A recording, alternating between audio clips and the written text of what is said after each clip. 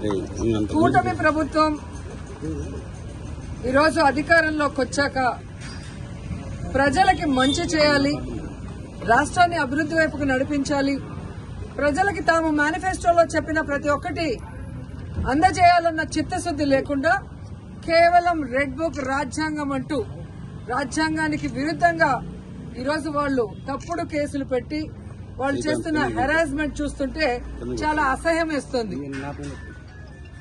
ఈరోజు వైఎస్ఆర్ కాంగ్రెస్ పార్టీ నాయకుల మీద కేసులు పెట్టి వాళ్ళని అరెస్ట్ చేసి కోర్టుకు తీసుకువెళ్లి కోర్టులో బెయిల్ ఇచ్చే లోపల ఇంకో పోలీస్ స్టేషన్ లో ఇంకో కేసు పెట్టి మళ్లీ ఇంకో కోర్టుకు తీసుకెళ్తాం, అక్కడి నుంచి బయటకు వస్తే మళ్లీ ఇంకో కోర్టులో కేసు పెట్టి ఇంకో చోటుకు తీసుకెళ్తాం. ఇది మనం కళ్ళారా పోసాని కృష్ణమురళి కేసులోనే మనం చూస్తున్నాం. అలా చాలా మంది మీద కూడా జరుగుతున్న విషయాన్ని ప్రజలు తెలుసుకోవాలి. ఎందుకంటే సుప్రీంకోర్టు క్లియర్ గా మార్గదర్శకాలు ఇవ్వడం జరిగింది. ఒక మనిషిని అరెస్ట్ చేశాక ఒకవేళ ఆ మనిషి మీద వేరే వేరే పోలీస్ స్టేషన్ లో కేసులుంటే వాటన్నిటికీ పీటీ వారెంట్ ఇచ్చి ఒకే చోట విచారణ చేయాలని స్పష్టంగా ఉన్న వాంటెడ్ గా ఈరోజు జిల్లాలకి పోసాన కృష్ణమురళి గారిని వెహికల్లో తీసుకెళ్లి ఎలా హ్యూమిలేట్ చేస్తున్నారు, ఆయన ఆరోగ్య పరిస్థితి బాగాలేకపోయినా ఆయన్ని ఏ విధంగా టార్చర్ పెడుతున్నారో మనం కళ్ళారా చూస్తున్నాం. అంటే సుప్రీంకోర్టు ఇచ్చిన మార్గదర్శకాలకు కూడా తిలోదకాలు ఇచ్చి ఈరోజు అధికార పార్టీ వాళ్ళు చెప్పినట్టుగా అధికారులు నడుచుకోవడం చాలా దురదృష్టకరం. ఈరోజు వాళ్ళకి నేను సూటిగా చెప్తున్నాను, అధికారులకి అధికార పార్టీ చెప్పిందని మీరు ఈ విధంగా సుప్రీంకోర్టు మార్గదర్శకాలకి తిలోదకాలు ఇస్తే ఈ రోజు మా పార్టీ నాయకులు ఇబ్బందులు పడొచ్చు, కానీ భవిష్యత్తులో రాబోయేది వైఎస్ఆర్ కాంగ్రెస్ పార్టీ. జగన్మోహన్ రెడ్డి గారు ముఖ్యమంత్రి అయిన తర్వాత నిబంధనలకు విరుద్దంగా పనిచేసిన అధికారులని మా వాళ్ళని ఎక్కువ రోజులు జైల్లో పెట్టాలని తప్పుడు కేసులు పెట్టి అధికారులని మిస్యూజ్ చేస్తున్న కూటమి ప్రభుత్వ నాయకుల్ని ఎవరిని వదిలిపెట్టమో న్యాయబద్దంగా అందరినీ కూడా శిక్షిస్తామని కూడా వాళ్ళకి ఘంటాపదంగా చెప్తున్నాను. ముఖ్యంగా అధికారులు తెలుసుకోవాల్సిన విషయం, 9 నెలల్లోనే ఈ కూటమి ప్రభుత్వం చేతగాని ప్రభుత్వం, చెత్త ప్రభుత్వం, ప్రజల్ని ముంచే ప్రభుత్వం అని తెలుసుకున్నారు కాబట్టే ఈరోజు ఉత్తరాంధ్రలో ఉపాధ్యాయులు ఏ విధంగా తెలుగుదేశం పార్టీ సపోర్ట్ చేసిన కూటమి ప్రభుత్వం సపోర్ట్ చేసిన వ్యక్తిని ఎలా ఓడించారో అర్థమైతే రాబోయే జమిలీ ఎన్నికలైనా సాధారణ ఎన్నికలైనా అధికారంలోకి వచ్చేది వైఎస్ఆర్ కాంగ్రెస్ పార్టీ అనేది తెలుసుకోండి. ఇకనైనా అధికారులు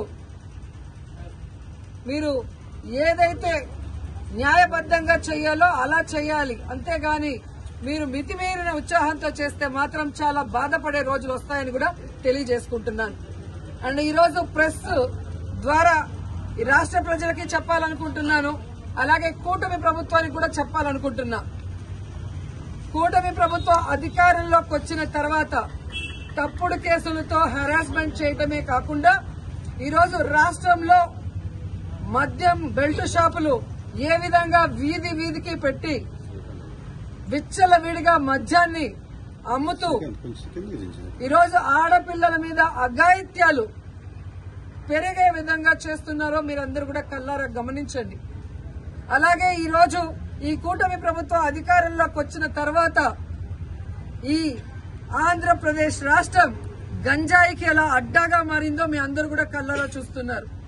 ఈరోజు డ్రగ్స్ కూడా చంద్రబాబు నాయుడు నివాసం ఉంటున్న గుంటూరులో డ్రగ్స్ విచ్చలవిడిగా దొరుకుతున్నాయని అన్ని పేపర్లో మీరు చూస్తున్నారు. అంటే ఈ ప్రభుత్వం, ఈ ముఖ్యమంత్రి సిగ్గుపడాలని కూడా ఈ సందర్భంగా తెలియజేసుకుంటున్నాను.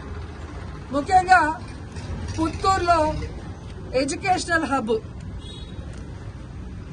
ప్రైవేటు ప్రభుత్వ ఇంజనీరింగ్ కళాశాలలు, డిగ్రీ కళాశాలలు, అలాగే మెడికల్ కళాశాల, ఆయుర్వేదిక్ కళాశాల, ఇలా ఎన్నో కాలేజీలు పుత్తూరులో ఉంటే ఈరోజు గంజాయికి అడ్డాగా మారింది.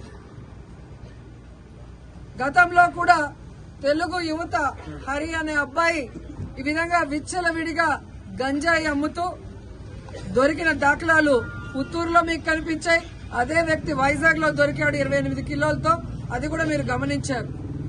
ఆ రోజుల్లో మేము పోలీసు వాళ్ళని ఇలాంటివి జరగకుండా తప్పు పనులు చేసే వాళ్ళని తరిమి కొట్టాం. కానీ ఈ రోజు ఎమ్మెల్యేనని చెప్పుకునే వ్యక్తి ఆడికి అమావాస్యకి ఒక రోజు కాన్స్టిట్యున్సీకి వస్తున్నాడే తప్ప గంజాయికి అడ్డాగా మారిన పుత్తూరుని నగిరిని కాపాడటానికి ఏ రోజు ఆయన నాయకులు పని చేయలేదు.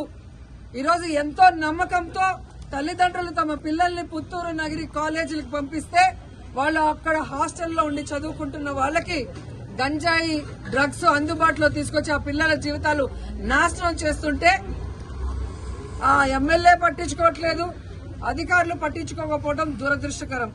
ఎందుకంటే మొన్ననే నగిరి రూరల్ ఎంకొత్తూరు హై స్కూల్లో పిల్లలు గంజాయి తాగి హెడ్ మాస్టర్ కాలర్ పట్టుకోవడం, ఆడపిల్లల్ని గిచ్చి ఏడిపించడం, టీచర్లని బూతులు తిట్టారని పెద్ద ధర్నా జరిగిన విషయం కూడా మీరందరూ కూడా గమనించుంటారు.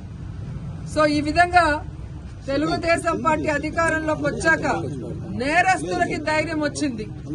నేరాలు చేయడానికి ఏదో వాళ్ళకి లైసెన్స్ ఇచ్చిన విధంగా రాష్ట్ర వ్యాప్తంగానే కాకుండా నగిరిలో కూడా చాలా దౌర్భాగ్య స్థితిలోకి ఈ ప్రభుత్వం తీసుకెళ్లటం బాధాకరం. ఒక పక్క 100 రోజుల్లో గంజాయి అరికడతానని చెప్పి ముఖ్యమంత్రి గారు, హోమ్ మినిస్టర్ గారు చెప్తారు. కానీ 100 రోజులు అయిపోయింది. కుప్పంలో గంజాయి సాగు జరుగుతూ కూడా మీరు వీడియోలన్నీ చూసుంటారు. మరి ఒక పంట పండాలి అంటే ఈ రోజు ఇత్తనం వేస్తే రేపు రాదు కదా. మరి అంత సాగు జరుగుతూ ఉంటే ముఖ్యమంత్రి సొంత కాన్స్టిట్యున్సీలో చంద్రబాబు నాయుడు గారు నిద్రపోతున్నారు.